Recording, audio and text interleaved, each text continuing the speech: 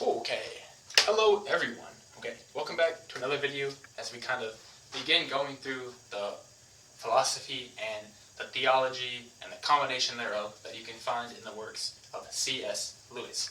Today we're continuing on with our examination of the four loves. We're going to start with chapter 3. We're going to pick up here, chapter 3 on affection. The starting point of affection, right? It is the least assuming, the most humble of our love, right? It is a very unassuming, very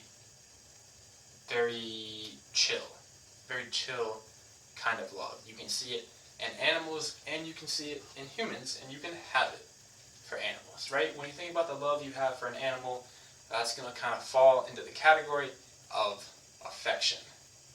For that reason, it's important to not make light of this love. Nothing in man is lesser or greater for being shared with the beast. Okay? Just because we can see affection between two animals and we can have affection between two animals does not make it lesser.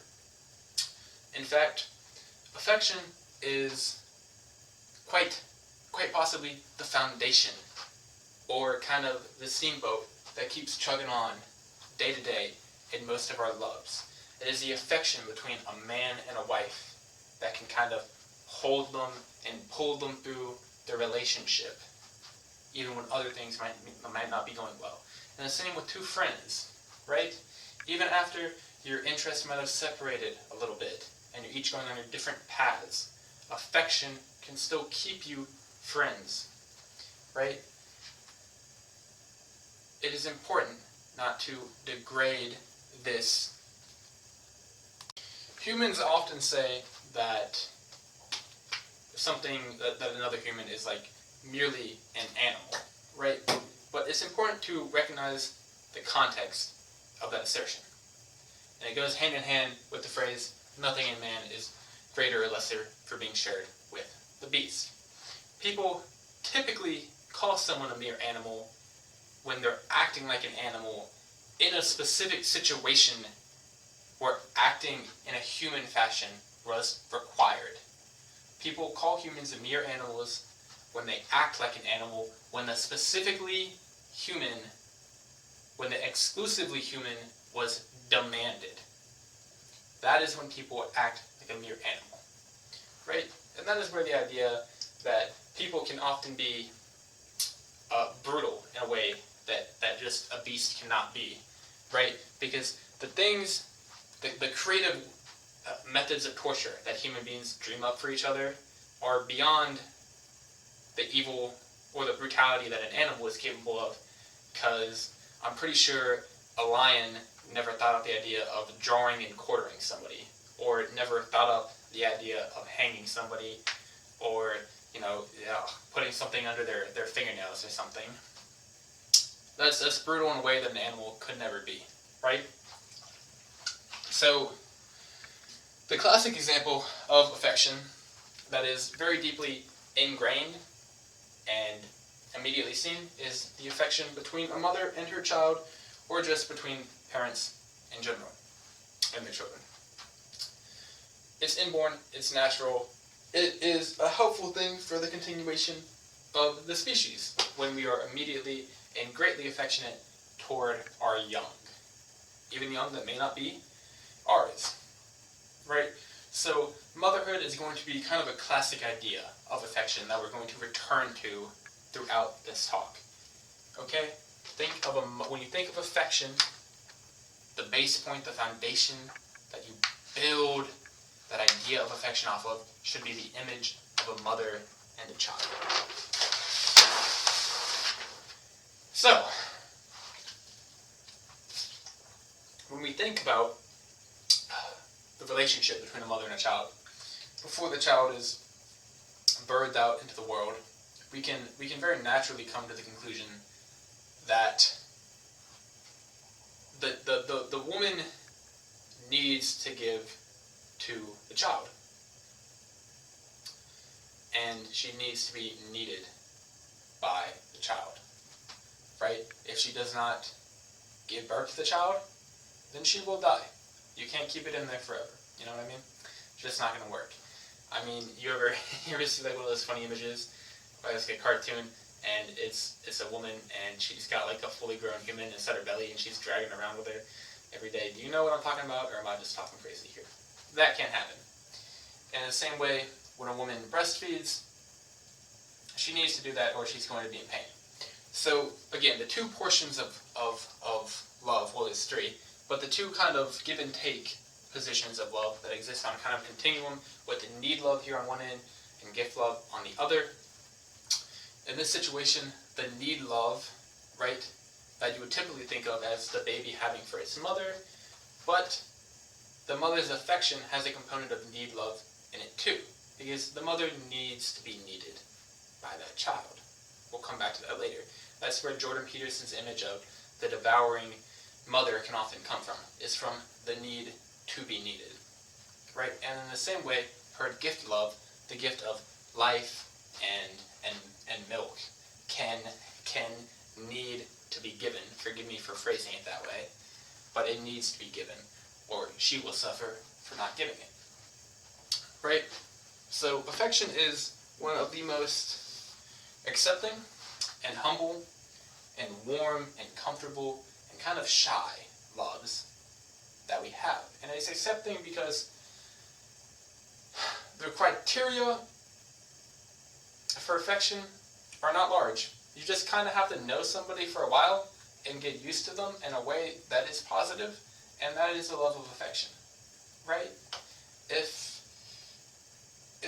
imagine a dog, right? A dog could wag its tail every time it sees somebody, or, you know, after a dog sees someone 3 times, it'll wag its tail and jump on them every time it sees them, and it'll be so happy to see them. And then, even if the person has done the dog no good, right? Even if the person may not like the dog that much, the dog will still be affectionate towards the person, by and large. However, if there's some random passerby, it's 2 a.m., you know, Jimmy Joe is walking down the street at 2 a.m. outside my front door, my corgi's going to get off her butt, and she's going to wake up the whole household barking at this dude, even though this guy's never done her any wrong, right? So the prime requirement of affection is just kind of think of the phrase old, like, oh, you know, Jimmy Bob Bill is up to his old tricks again. We love that old trickster, right? It's very humble too. Affection does not proclaim itself, and that kind of goes hand in hand with the shyness. So think of this beautiful artistic image down here of what is obviously a purebred corgi, and, well, my cat doesn't actually have a tail, so ignore that.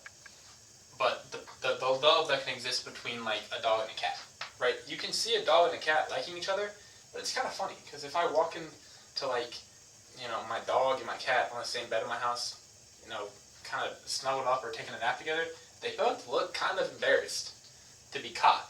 Like, they like it. Okay, yeah, like I was saying. So, dogs and cats can be friends, but they never let you catch them dead, like, being friends. You know what I mean? That's what I mean when I say it's kind of a humble and shy love. It's also warm and comfortable. It is also very warm and comfortable. Think of, like, a companionable silence. You know, the friend that you can just kind of sit with, not say anything with, and you can kind of just be, like, at peace together. Or your girlfriend. You know, you're both tired from a long day, and all you want to do is, like, cuddle on the couch and pass out. Just companionable, warm comfort that you feel when you're around each other. That is a sign of a deep and loving affection. The criteria to be an affectionate kind of love are that it has to be familiar, and in a way taken for granted. And what we mean by that is not that you can't love someone who you're affectionate to. Obviously, it's a type of love, or that you can't do nice things for them, but it's simply that it's inherent in the type of love, of affection, to kind of require a familiar, or a feeling like the person's always been around. And for that reason, you don't even really notice that you have an affectionate type of love until you're pretty deep in the process. You know, you don't realize that you have this type of love until it's already been built up, right? Until maybe it goes away and then you think, wow, I really miss that. Like if you have a neighbor or something that you just like, you see him every day and you like him. That could be an affectionate type of love. If that neighbor left and you were like, I miss saying hi to them every morning when I walk to my car. Or like, you know, you probably have a lot of affectionate friends at school. That's probably a better example. There's like people you see in the hallway. You say hi to them and you're like, I like that dude a lot. But you've never hung out ever. You just see him around and you're like, that man's a dog. He's got that dog in him. I like him. He's a good dude. That's kind of an affectionate type of love. Think of it like if you had furniture. And, you know, you like your furniture, but you walk in your house every day, it's there. You're never going to think about the furniture. And then one day you try to go home and you notice all of your furniture is sitting out on the lawn. You know, taken out of place, that furniture is not going to look right. You're going to miss having it inside. And it's definitely not going to fit and look well on the front lawn. You're going to look really trashy. You should clean that up. I will call the police on you if your front lawn is looking nasty in my suburb. Will not allow it. So yeah, think of it like sitting by a warm fireplace. It's very cozy, and it's very much kind of the foundation for a lot of other types of love, right? You know, this is affection here, and this is kind of the other loves falling into place on top of it. Like I said before, it is very much the day-to-day medium that our loves exist in, that keep us going forward. You know, maybe you haven't had like a passionate love with your wife in a while, but you're still very familiar with her. You still have the old jokes, you notice her old habits, and the things that would mean nothing to somebody else, when you see her do them, they're endearing.